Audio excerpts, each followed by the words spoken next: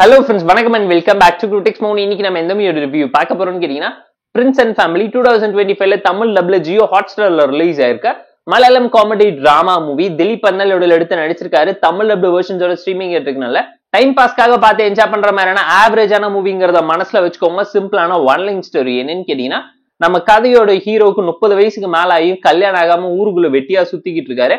Fashion டிசைனரா இருந்தாலும் boomer uncle மாதிரி hero பண்ணக்கூடிய ஒரு சம்பவத்தினால ஹீரோ வாழ்க்கையில் எந்த ஒரு பொண்ணுமே செட் ஆகாம இருக்கு. அந்த மாதிரி டைம்ல ஜென்சி ஜெனரேஷனை சேர்ந்த ஒரு சோசியல் மீடியால இன்ஃபுளுசர் மேட்ரிமோனியில பார்த்து வீட்டுல கல்யாணம் பண்ணி வைக்க நம்ம கதையோட ஹீரோ கல்யாணம் பண்ணிக்கிட்டு என்னெல்லாம் கஷ்டப்பட்டு காமெடி பண்றாரு. ஹீரோ ஹீரோயின் வாழ்க்கையில என்ன நடந்துச்சு, சோசியல் மீடியாவை வச்சு இவங்க சொசைட்டிக்கு என்ன மெசேஜ் சொல்லியிருக்காங்கிறதெல்லாம் இந்த படம் பார்த்து நீங்க தெரிஞ்சுக்கோங்க. கிளைமேக்ஸ் ட்விஸ்ட் நீட்டா தான் இருந்துச்சு. மெசேஜுமே அக்செப்ட் பண்ணிக்கிற மாதிரி ரியாலிட்டியை நச்சுன்னு பேசியிருக்காங்க. தமிழ் டப்பிங் லிப்சிங் கூட ப்ராப்பரா நீட்டா இருந்துச்சு. பெர்ஃபார்மன்ஸ்ல எல்லாருமே எஃபோர்ட் போட்டு நல்லாவே நடிச்சிருந்தாலும் திலீப் செட்டினுக்காக பார்த்து என்ஜாய் பண்ற மாதிரியான பூமர் அங்கிளோட பெர்ஃபார்மன்ஸ் டெடிகேட்டடா பண்ணியிருக்காரு. ஸ்டோரியை பொறுத்தவரைக்கும் சிம்பிளான ரொமான்டிக்கல் காமெடி டிராமா தான். ரொமான்ஸ் அந்த அளவு படத்துல பெருசா ஒர்க் அவுட் ஆகல. 10% கூட படத்துக்கு பத்தலங்கிறது இந்த படம் பார்க்கும்போது தெரிஞ்சுக்க முடியும். காமெடியுமே 40% எடுத்து பாஸ் மார்க் வாங்கி தப்பிச்சிருக்கு.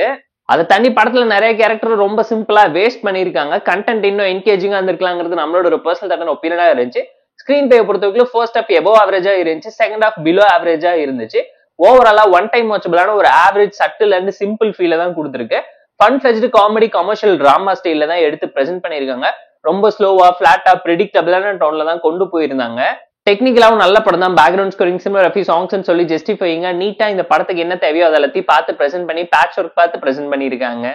இன்னுமே படத்தோட சப் ஸ்டோரியில இவங்க ஃபோக்கஸ் பண்ணிருக்கலாம். ஸ்கிரீன் பே அந்த அளவுக்கு என்கேஜிங்கா இன்ட்ரெஸ்டிங்கா இல்லாம போயிடுச்சு. காமெடி சப்ஜெக்டிவ்ங்கிறதுனால படம் ஆன் அண்ட் ஆஃபா தான் ஒர்க் அவுட் ஆயிருக்குங்கிறது கண்டிப்பா இந்த படம் பார்க்க உங்களால தெரிஞ்சுக்க முடியும்.